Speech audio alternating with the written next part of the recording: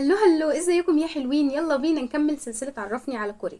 النهاردة هنتكلم عن الموضة في كوريا واللي بقت تلفت الانظار حول العالم. في حاجات غريبة الكوريين بيعملوها في الموضة وبقت مشهورة جدا بسبب الكيبوب والكيدراما او المسلسلات الكورية. فيلا بينا نشوف ايه هي اغرب صيحات الموضة الكورية.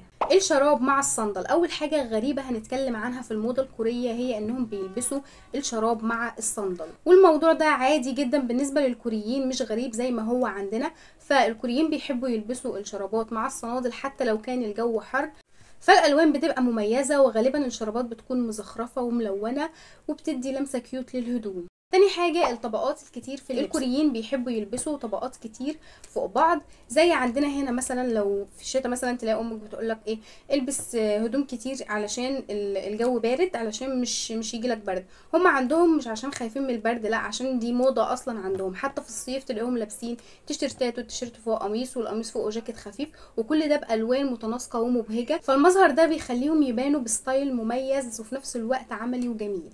ثالث حاجة الأكمام الطويلة جدا. في موضة غريبة جدا عند الكوريين وهي موضة الكمام الطويلة جدا، لدرجة انها ممكن تغطي الايدين كاملين.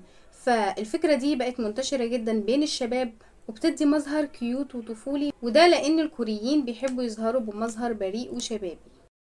خامس حاجة الموضة اللي بتجمع ما بين القديم والجديد. الكوريين عندهم قدرة غريبة على دمج القديم بالجديد في لبسهم.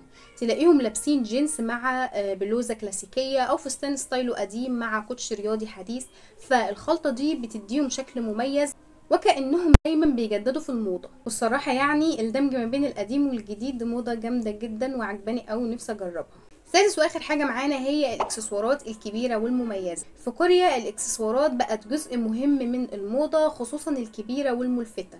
تلاقيهم لابسين حلقان كبيرة، سلاسل ضخمة، او حتى الشنط بتاعتهم بتبقى باشكال غريبة. فالاكسسوارات دي بتضيف لمسة خاصة للشكل النهائي وبتخليهم يبرزوا في وسط الزحمة.